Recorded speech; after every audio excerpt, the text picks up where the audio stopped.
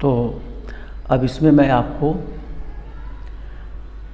Formation of complex sentence के अंतर्गत adverb clause पढ़ाने चल रहा हूँ। एडवर्ब क्लॉज यानी सबऑर्डिनेट क्लॉज के अंतर्गत नाउन क्लॉज आप पढ़ चुके, एडजेक्टिव क्लॉज आप पढ़ चुके, अब आप एडवर्ब क्लॉज पढ़ने चल रहे हैं। एडवर्ब क्लॉज माने विशेषण उपवाक्य। अब विशेषण उपवाक्य एडवर्ब क्लॉज, तो इसमें adverb clause of time, place, manner, condition, contrast, comparison, ये तमाम तरह के हैं जो आते हैं और इन सब के बारे में हम लोग पढ़ेंगे। इसलिए क्रम से आप लिखिए एक एक के बारे में, और इनके अलग अलग कंजंक्शन हैं और उनके प्रयोग के बारे में आप लिखें। अपनी कॉपी निकाल लें, किताब और कलम ले लें और लिखना शुरू करें। पहले लिखिए आप एडवर्ब क्लॉज और उसके अंतर्गत लिखिए पहला adverb clause of time. Adverb clause of time लिखिए। मुख्य रूप से इसमें कंजंक्शन के रूप में, मुख्य रूप से इसमें कंजंक्शन के रूप में व्हेन, कामा, व्हेनेवर। व्हेन माने होता है जब, कब, लेकिन जब कंजंक्शन के रूप में होगा तो इसका अर्थ क्या हो जाएगा? जब। समय के अर्थ में आएगा तो इसका अर्थ क्या लिया जाएगा? जब। व्हेनेवर माने जब कभी। व्हाइल जबकि। As soon as, as soon as, as soon as माने ज्यों ही, जैसे ही। As long as, as long as माने जब तक की। टिल, टिल माने जब तक की। अनटिल माने जब तक की नहीं।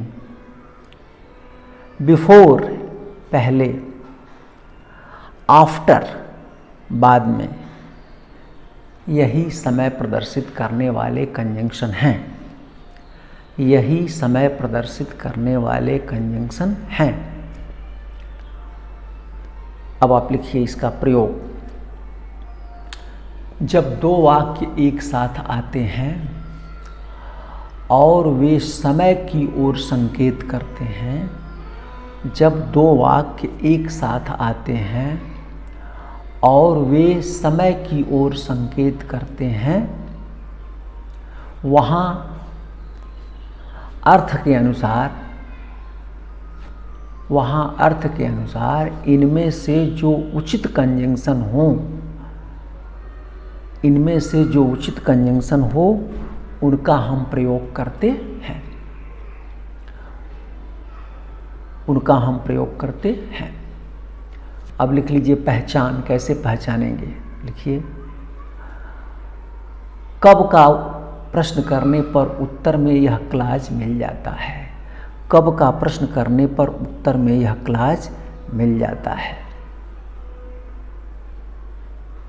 जैसे एक उदाहरण लिखिए, वेट हियर, प्रतीक्षा कीजिए, फुल स्टॉप। आई कम, मैं आता हूँ। वेट हियर, यहाँ प्रतीक्षा करो, फुल स्टॉप। आई कम, मैं आता हूँ। दो वाक्य हो गया ना। अब कब का प्रश्न कीजिए, वेट हियर, यहाँ प्रतीक्षा कीजिए, कब तक? तो जब तक मैं आता हूँ, या जब तक कि मैं नहीं आता हूँ। तो वेट हियर टिल आई कम, या वेट हियर अनटिल आई कम, दोनों हो सकता है। एक और लिखिए, I waited for Ram Gopal. I waited for Ram Gopal, full stop. I waited till his arrival. I waited till his arrival, मैंने राम गोपाल की प्रतीक्षा किया। मैंने उनकी प्रतीक्षा उनके आगमन तक किया। यानी मैंने राम गोपाल की प्रतीक्षा किया कब तक, तो जब तक वो नहीं आए या जब तक कि वो आए, दोनों हो सकता है। तो हो जाएगा I waited for Ram Gopal till he arrived, till he arrived, ऐसे बन जाएगा। ही इंटर्ड द रूम, एक और लिख लीजिए, he entered the room full stop, he saw a snake, he saw a snake, वह कमरे में प्रवेश किया, वह एक सांप देखा। तो अब इसमें कब का प्रश्न कीजिए, क्लाज मिलेगा। वह कमरे में प्रवेश किया, कब प्रवेश किया, कुछ नहीं, दूसरे से कीजिए। वह एक सांप देखा, कब देखा, तो जब कमरे में प्रवेश किया। तो हो जाएगा he saw a snake when he entered the room, he saw a snake, वह एक सांप देखा, when he entered the room. इसको ऐसे भी कह सकते हैं, when he entered the room comma he saw a snake. Conjunction को पहले लगाते हैं तो क्लाज, कामा से क्लाज को अलग कर देते हैं। When he entered the room comma he saw a snake, ऐसे ही बन जाएगा।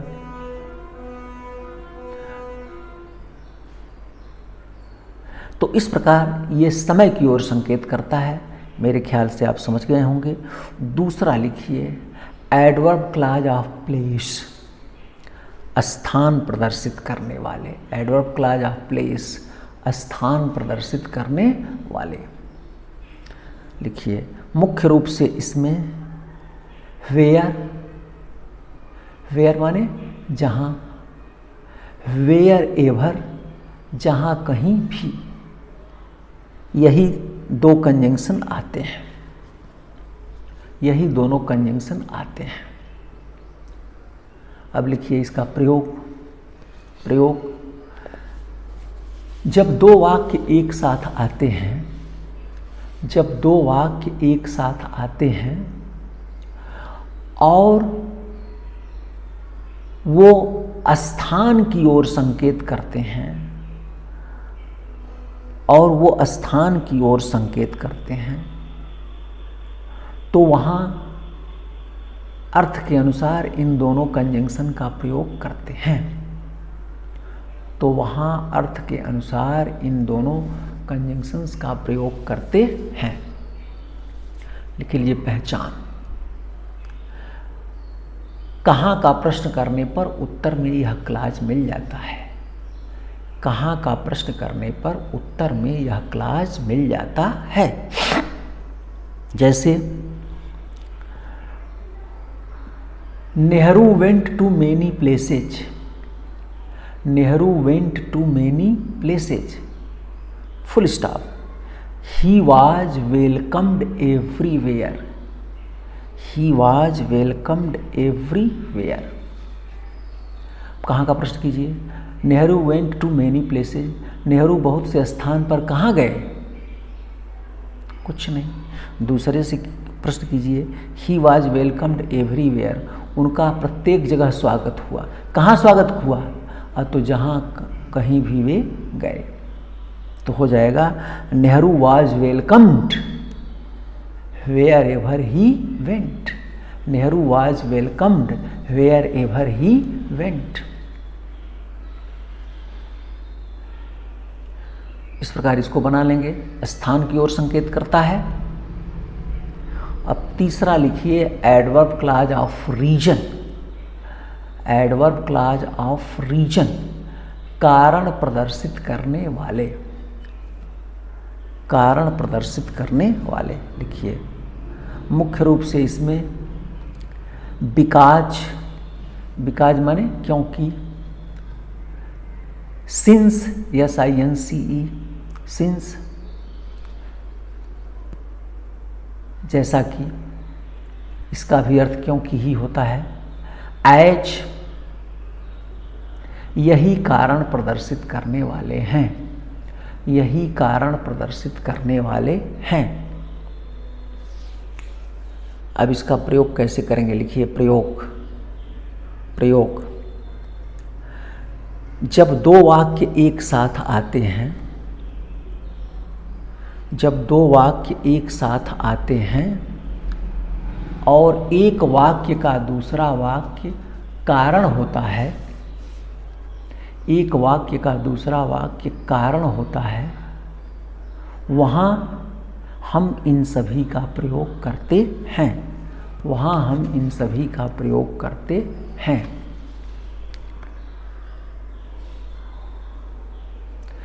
लिख लीजिए, पहचान कैसे पहचानेंगे। क्यों का प्रश्न करने पर, क्यों का प्रश्न करने पर उत्तर में यह क्लाज मिल जाता है। क्यों का प्रश्न करने पर उत्तर में यह क्लाज मिल जाता है। जैसे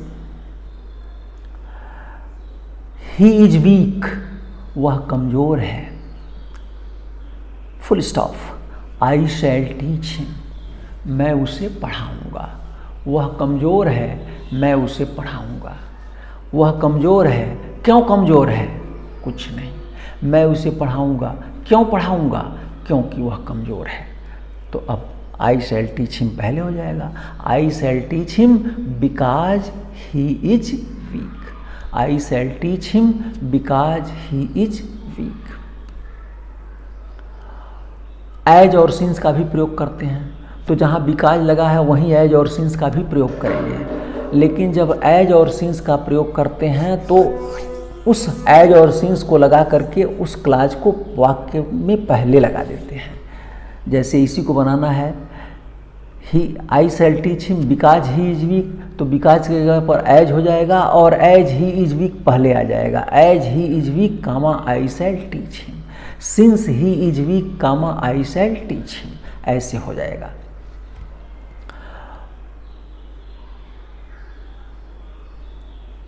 week as he is comma I shall teach him, ऐसे भी हो सकता है। Weak as he is I shall teach him. जब एडजेक्टिव रहता है तो हम उसको पहले करके उसके बाद एज लगा लेते हैं। Weak as he is comma I shall teach him, ऐसे भी हो सकता है। और आजकल अब ऐसा भी प्रयोग हो जा रहा है कि जैसे आपने बिकॉज लगाया है, I shall teach him because he is weak, तो ऐसे भी लिखा जा रहा है, I shall teach him as he is weak, I shall teach him since he is weak. तो अगर ऐसे भी आप लिख देते हैं तब भी सही है। तो ये तो बहुत आसान है, आप समझ गए होंगे। कारण प्रदर्शित होने पर बिकॉज, सिंस और एज का प्रयोग लगाते हैं। अब चौथा लिखिए, एडवर्ब क्लॉज ऑफ कंडीशन, शर्त प्रदर्शित करने वाले, शर्त प्रदर्शित करने वाले। लिखिए, मुख्य रूप से इसमें इफ माने यदि, अनलेस माने यदि नहीं, या जब तक कि नहीं, दोनों अर्थ निकालेंगे। यदि नहीं निकालेंगे तो आसानी से बन जाएगा। यदि नहीं या जब तक कि नहीं। इन केस, इसका भी अर्थ यदि ही लगाइए, यदि। ये तीनों शर्त प्रदर्शित करने वाले हैं। अब लिखिए प्रयोग, इसका प्रयोग कैसे होगा। प्रयोग, जब दो वाक्य एक साथ आते हैं और एक वाक्य का दूसरा वाक्य शर्त होता है, या उन दोनों वाक्यों में शर्त प्रदर्शित होता है, वहाँ इन सभी का प्रयोग करते हैं, वहाँ इन सभी का प्रयोग करते हैं। जैसे वर्क हार्ड, कठिन परिश्रम करो, यू विल पास, तुम उत्तीर्ण हो जाओगे। Work hard full stop, you will पास। कठिन परिश्रम करो, तुम उत्तीर्ण हो जाओगे। न वो कठिन परिश्रम किया है न उत्तीर्ण हुआ है, उसके सामने एक शर्त रखा गया है, कठिन परिश्रम करो उत्तीर्ण हो जाओगे। तो क्या हो जाएगा, वर्क हार्ड इंपरेटिव है, तो अब यहाँ इफ़ का प्रयोग कर सकते हैं। तो जब इफ़ का प्रयोग करेंगे तो कर्ता लगाना पड़ेगा, तो इंपरेटिव सेंटेंस का कर्ता हमेशा क्या होता है, यू होता है, क्योंकि आप आदेश उसी को देते हैं जो आपके सामने होता है। सामने माने तुम या आप, यू। तो हो जाएगा if you work hard comma you will pass. If you work hard comma you will pass. Unless का प्रयोग कीजिए। अनलेस यू वर्क हार्ड, यदि आप कठिन परिश्रम नहीं करेंगे, क्योंकि अनलेस का अर्थ यदि नहीं होता है, इफ का उल्टा हो जाता है। तो यदि आप कठिन परिश्रम नहीं करेंगे तो आगे क्या हो जाएगा, you will not pass. Unless you work hard comma you will not pass. In case का प्रयोग कर दीजिए। In case you work hard, यदि आप कठिन परिश्रम करते हैं तो यू विल पास, आप पास हो जाएंगे। तो इस प्रकार शर्त वाले वाक्य में होता है। एक उदाहरण और देख लीजिए। Do not work too much. Do not work too much, बहुत अधिक काम मत करो। You will loss your health, you will lose your health, तुम अपना स्वास्थ्य खो दोगे। न स्वास्थ्य किया खोया है और न बहुत काम किया है, उसके सामने एक शर्त रखा गया है। तो क्या हो जाएगा, if you work too much, यदि आप बहुत अधिक काम करेंगे तो you will lose your health, आप अपना स्वास्थ्य खो देंगे। इन case you work too much you will lose your health, यदि आप बहुत काम करेंगे तो आप अपना स्वास्थ्य खो देंगे। Unless you work too much, यदि आप बहुत अधिक काम नहीं करेंगे, you will not lose your health, आप अपना स्वास्थ्य नहीं खोएंगे। बन गया, समझ गए होंगे, आसान है, कोई कठिन नहीं है। अब लिखिए adverb clause of contrast. Adverb clause of contrast, विरोध या अंतर प्रदर्शित करने वाले। विरोध या अंतर प्रदर्शित करने वाले। लिखिए मुख्य रूप से इसमें दो माने यद्यपि। हाँ, तो दो, आल्दो, इवन, इफ, यही तीन विरोध प्रदर्शित करने वाले कंजंक्शन हैं। अब इनका प्रयोग लिखिए, कहाँ करेंगे, जब दो वाक्य एक साथ आते हैं और उनमें आपस में विरोध होता है, अर्थात एक वाक्य का दूसरा वाक्य विरोधी होता है, वहाँ इन सभी कंजंक्शंस का प्रयोग करते हैं। जैसे ही is poor, full stop, he is honest. दो का अर्थ क्या होता है, दो माने यद्यपि। आल्दो का अर्थ क्या होता है, आल्दो माने भी यद्यपि। और इवन इफ का भी वही अर्थ लगाइए, यद्यपि। तीनों लगाने में आसानी होगी। तो एक वाक्य है ही is poor, he is honest. वह गरीब है, वह ईमानदार है। गरीब है बेचारा तो क्या ईमानदारी करेगा, फिर भी ईमानदार है। तो इसको जोड़ सकते हैं तो क्या हो जाएगा, यद्यपि वह गरीब है, कामा वह ईमानदार है। Though he is poor, comma he is honest. Although he is poor, comma he is honest. Even if he is poor, comma he is honest. आप ऐसे कर सकते हैं। दो आल्दो के साथ एट भी लगा सकते हैं बीच में, लेकिन इवन इफ के साथ नहीं। लिख लीजिए, दो एवं आल्दो के साथ हम एट का प्रयोग कर सकते हैं, किंतु इवन इफ के साथ नहीं। तो इसे ऐसे ही बना सकते हैं, though he is poor, yet he is honest. Although he is poor, yet he is honest. लेकिन इवन इफ के साथ नहीं, even if he is poor, comma he is honest. तो दो आल्दो के साथ चाहे तो एट लगा सकते हैं और चाहे तो एट न लगा करके उसके स्थान पर कामा ही लगा सकते हैं, दोनों सही है। तो जो भी विरोधी वाक्य रहेगा ऐसे बन जाएगा। जैसे मान लीजिए विरोधी वाक्य में आपका जो है वो मान लिया ही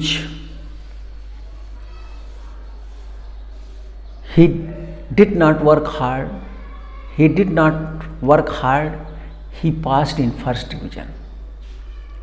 तो हो जाएगा though he did not work hard, he passed in first division। although he did not work hard, he passed in first division, ये भी हो जाएगा। तो आप इसको बना सकते हैं। अब अगला है एडवर्ब क्लॉज ऑफ रिजल्ट, परिणाम प्रदर्शित करने वाले। लिखिए, मुख्य रूप से इसमें कंजंक्शन दैट आता है और दैट से पहले वाले क्लॉज में सो का प्रयोग करते हैं। दैट से पहले वाले क्लॉज में एडजेक्टिव रहने पर उससे पहले सो का प्रयोग करते हैं।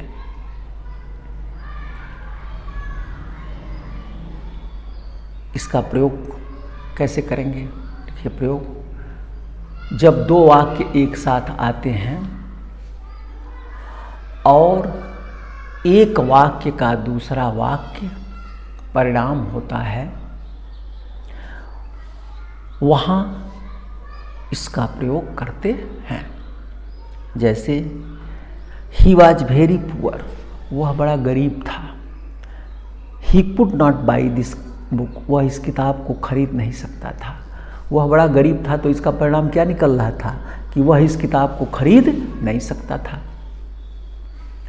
तो he was very poor, poor adjective है, उसके पहले सो लग जाएगा, वेरी हट जाएगा, तो हो जाएगा he was so poor that he could not by this book. He was so poor that he could not by this book.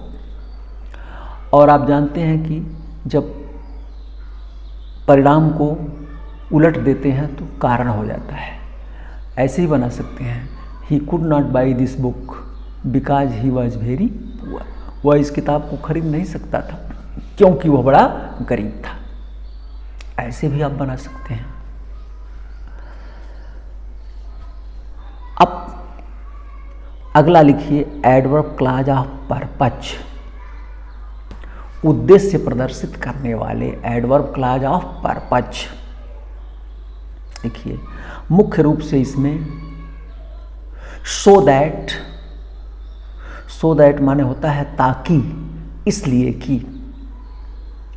In order that, इसका भी अर्थ होता है ताकि, इसलिए कि। दैट, केवल दैट, इसका भी अर्थ होता है ताकि, इसलिए कि। लेस्ट, LEST, लेस्ट माने इसका अर्थ होता है कहीं ऐसा न हो कि, कहीं ऐसा न हो कि। इसका प्रयोग, इन सभी का प्रयोग, यह सभी उद्देश्य प्रदर्शित करने वाले हैं। अब लिखिए प्रयोग, जब दो वाक्य एक साथ आते हैं, जब दो वाक्य एक साथ आते हैं और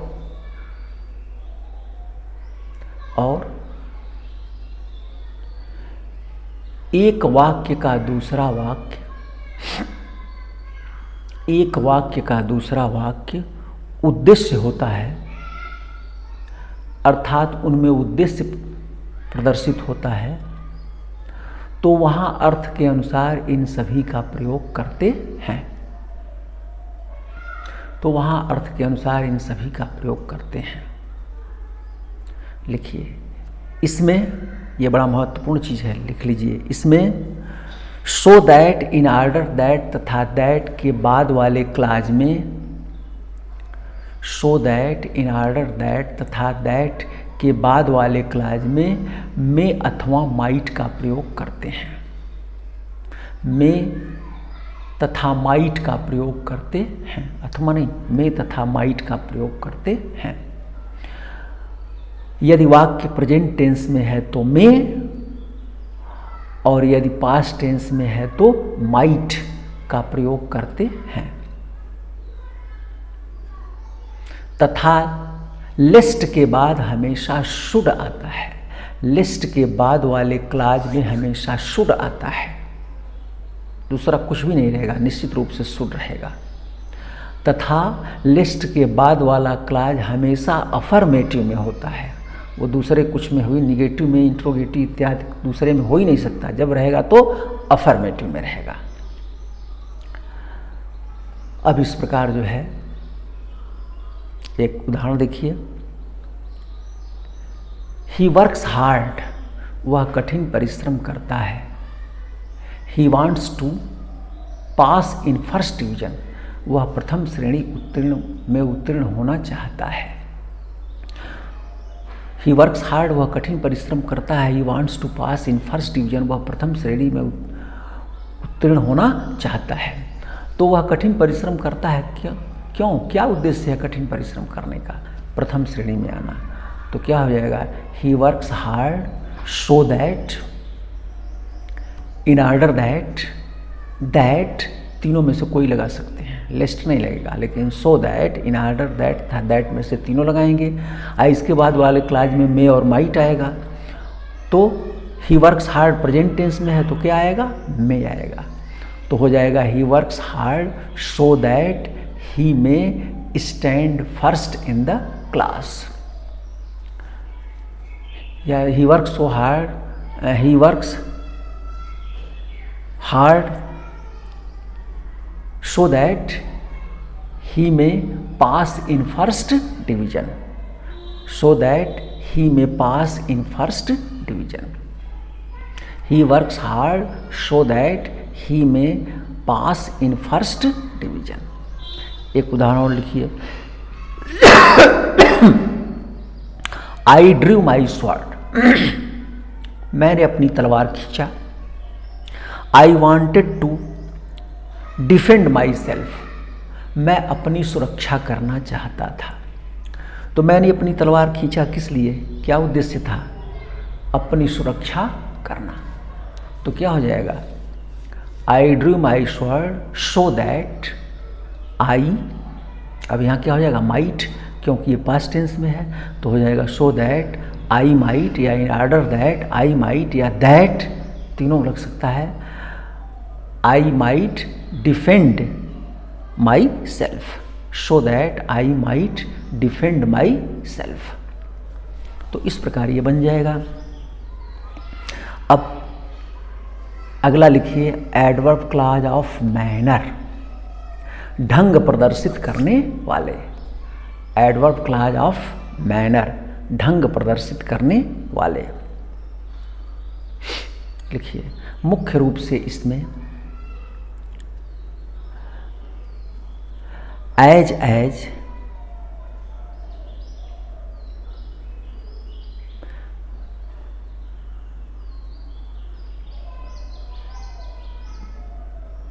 एक मिनट, इसको अभी रोक दीजिए ही, इसके पीछे लिस्ट का भी एक आपको उदाहरण दे दें। एडवर्ब क्लॉज ऑफ पर्पज में एक लिस्ट का भी उदाहरण ले लीजिए। वॉक स्लोली यू में फॉल, धीरे धीरे चलो यू में फॉल, तुम गिर सकते हो। तो क्या हो जाएगा?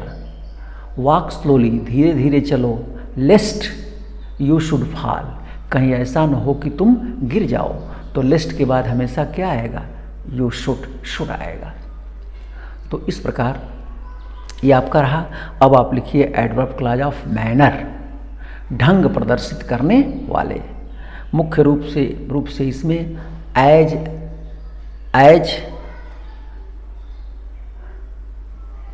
कामा एज इफ माने होता है मानो, एज दो इसका भी अर्थ होता है मानो। यही ढंग प्रदर्शित करने वाले हैं, यही ढंग प्रदर्शित करने वाले हैं। अब लिखिए प्रयोग, जब दो वाक्य एक साथ आते हैं और उनमें आपस में ढंग प्रदर्शित होता है, यानी किसी कार्य करने का ढंग प्रदर्शित होता है, वहाँ हम अर्थ के अनुसार इनका प्रयोग करते हैं। लिख लीजिए नोट, एज इफ तथा एज दो के बाद हमेशा वेयर आता है। एज इफ तथा एज दो के बाद वाले क्लाज में हमेशा वेयर का प्रयोग होता है। चाहे कर्ता सब्जेक्ट सिंगुलर हो या प्लूरल हो, इससे कोई मतलब नहीं है, वेयर का ही प्रयोग होगा। ही के साथ भी वेयर होगा, आई के साथ भी वेयर होगा, दे के साथ भी वेयर होगा, बॉय के साथ भी वेयर होगा, एक वचन हो या बहुवचन हो। लिखिए कैसे पहचानेंगे। पहचान कैसे का प्रश्न करने पर उत्तर में यह क्लाज मिलता है। जैसे एक उदाहरण, you have treated me in a certain way, you have treated me in a certain way, full stop. I will treat you in the same way, I will treat you in the same way. You have treated me in a certain way, आपने मेरे साथ विशेष प्रकार का व्यवहार किया है। I will treat you in the same way, मैं भी आपके साथ वैसा ही व्यवहार करूँगा। तो आपने मेरे साथ विशेष प्रकार का व्यवहार किया है। आपने मेरे साथ विशेष प्रकार का कैसा व्यवहार किया है? कुछ नहीं। I will treat you in the same way, मैं भी आपसे वैसा ही व्यवहार करूँगा। कैसा व्यवहार करूँगा? जैसा आपने मेरे साथ किया है। तो अब आ जाएगा I will treat you as you have treated me, I will treat you as you have treated me। एक उदाहरण और ले लीजिए। He talks, वह बात करता है, full stop. He is a mad, वह पागल है। वह बात करता है, कैसे बात करता है? पागल की तरह से, मानो पागल की तरह से बात करता है। तो क्या हो जाएगा? He talks as if he were a mad, he talks as if he were a mad, he talks as though he were a mad. तो एज दो या एज इफ का भी प्रयोग कर लेंगे ऐसे। अब लास्ट लिखिए इसमें adverb clause of comparison, adverb clause of comparison, तुलना करने वाले, तुलना बताने वाले।